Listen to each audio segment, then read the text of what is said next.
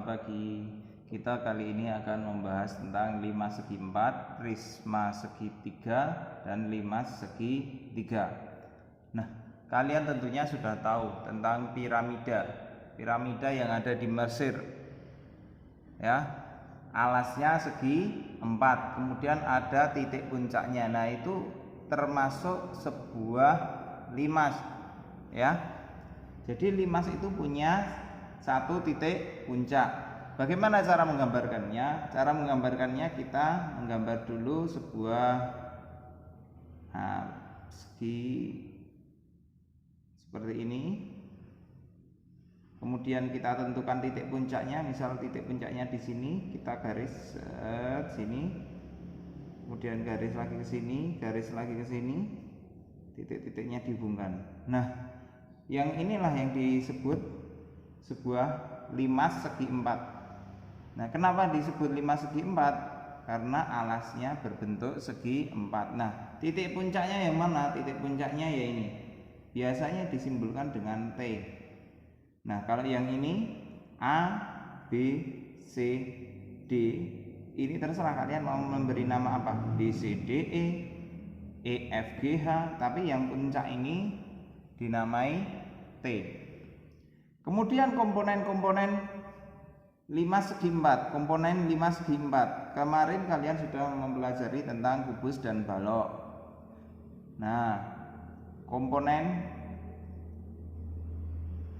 5 segi 4. Nah, kemarin komponen itu apa saja? Ada yang namanya rusuk. Yang kedua ada yang namanya sisi. Ketiga, titik sudut.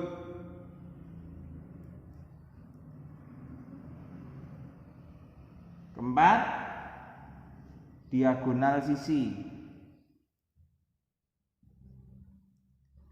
Kemudian karena limas ini bentuknya ada puncaknya, maka dia tidak punya yang namanya diagonal ruang. Ya. Dia diagonal ruangnya tidak punya. Kalau kemarin kalian baca di pelajaran kubus balok, dia ada bidang diagonal, kemudian diagonal ruang.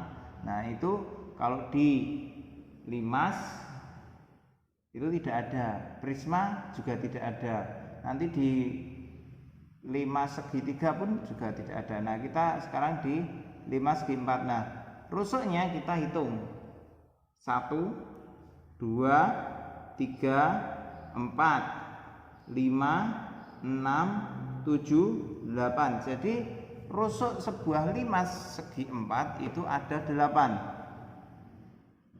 Kemudian sisinya ada sisi depan ini, kemudian sisi bawah. Nah, gini aja, dari bawah aja, bawah 1, samping kanan, kiri, depan, belakang. Jadinya 1, 2, 3, 4, 5. Ada 5 sisi.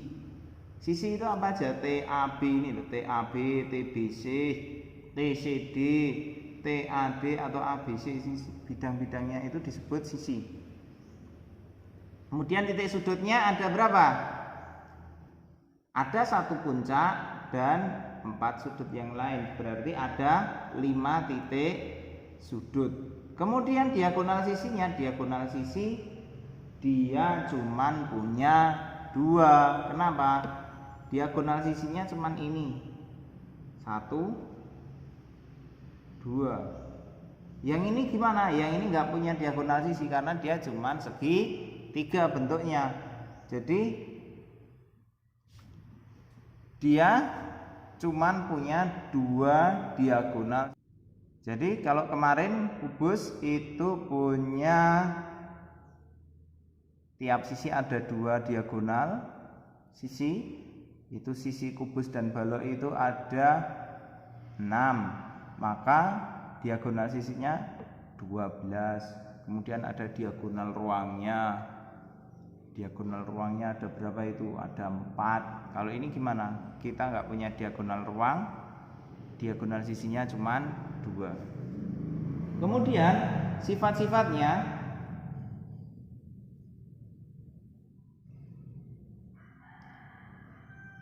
nah itu seperti tabel, dia memiliki 5 sisi. Nah, 4 sisi segitiga, 1 sisi persegi panjang atau persegi ya, tergantung nanti segi 4-nya seperti apa. Segi 4 aja ya, dia jadi bisa persegi panjang, bisa persegi. Kemudian dia tidak memiliki diagonal ruang. Nah, kalau kalian mau tambah lagi 3 mempunyai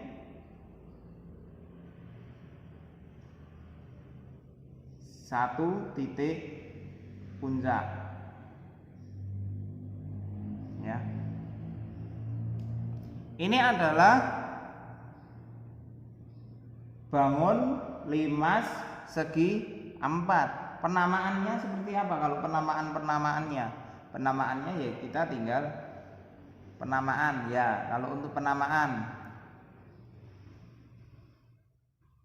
karena ini ada T, maka ini disebut T, A, B, C, D.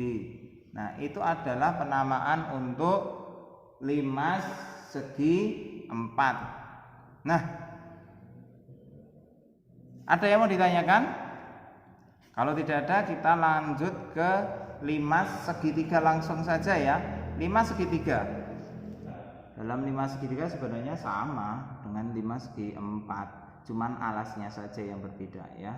Kita garis seperti ini dulu, kita buat alasnya, kemudian kita cari titik puncaknya di sini aja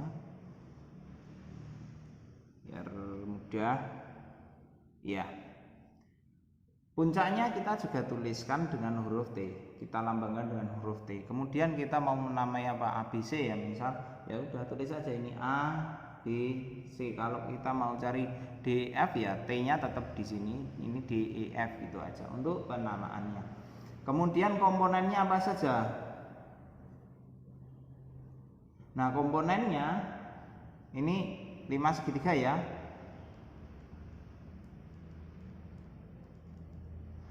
Komponen 5 segitiga itu ada 1 rusuk, 2 sisi, 3 sudut. Untuk rusuknya ada berapa? Ada 1, 2, 3, 4, 5, 6. Ada 6. Sisinya ada berapa? Sisi depan, samping sana, miring sana, dan sana 3, alasnya 1. Berarti ada 1, 2, 3, 4. Ada 4 sisi. Kemudian titik sudutnya ada berapa? 1 puncak dan 3 di bagian alas. Jadinya ada 4. Diagonal bidangnya ada tidak? Tidak ada. Karena apa? Bentuk segitiga itu tidak mempunyai diagonal bidang. Nah, kalau diagonal ruang, apalagi diagonal ruang, dia tidak ada. Karena apa? Yang atas sama yang bawah semuanya sudah terhubung satu sama lain. Jadi dia nggak punya yang namanya diagonal bidang. Nah, sifatnya seperti apa? Sama sifatnya. Sifatnya hampir sama. Sifat 5 segitiga. Kita ambil dari komponennya, dia punya 4 sisi. Nah, berarti 4 sisi berbentuk segitiga. Kemudian dia tidak punya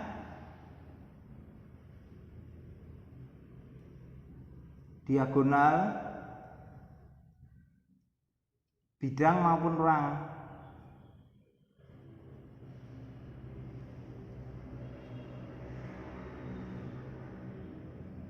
Ya, sisinya ya sudah seperti komponen itu, sifatnya ya seperti ini aja, semuanya berbentuk segitiga, pengkhususannya seperti ini ya, bedanya dengan limas segi 4 tadi. Kalau ada pertanyaan nanti silahkan tanyakan ke wali kelas kalian. Jadi prisma segitiga itu seperti ini cara menggambarnya. Nah, kita gambar seperti ini, kemudian kita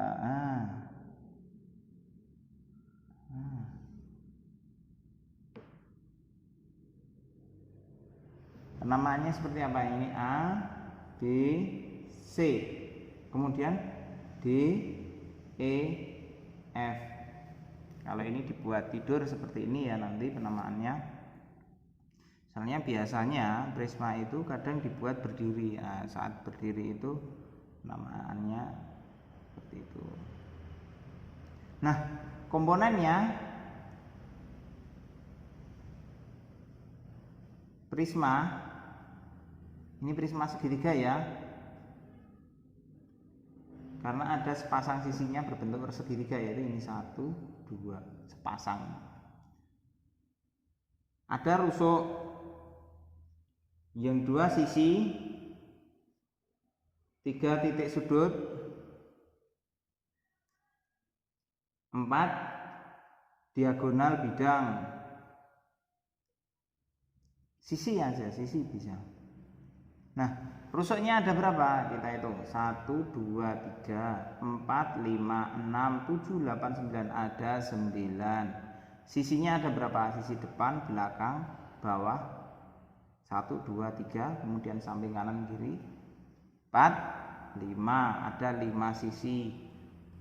Kemudian titik sudutnya ada berapa? A, B, C, D, E, F, berarti ada 6. Diagonal sisinya ada berapa? Diagonal bidang atau diagonal sisinya 1, 2, 3, 4, 5, 6 yang berbentuk persegi.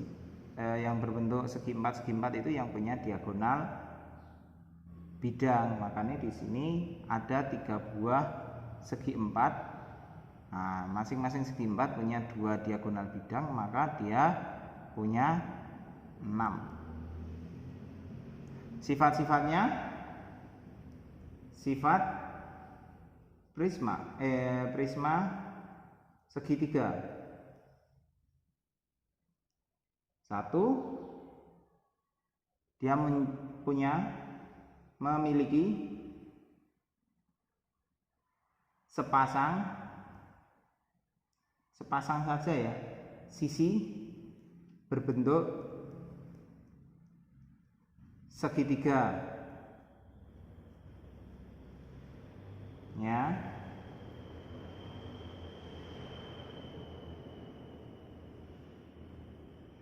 Dan dia memiliki 3 sisi berbentuk segi 4.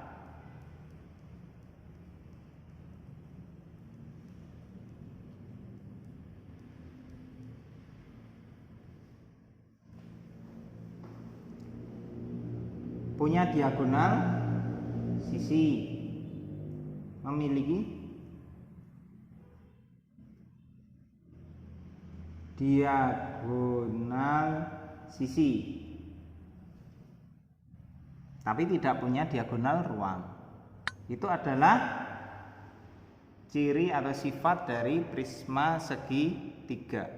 Atau kalian bisa mendapatkannya dengan apa ya? Misal prisma segi 4 atau kubus balok itu diparuh jadi 2 bagian yang sama. Itu nanti bisa jadi prisma segitiga.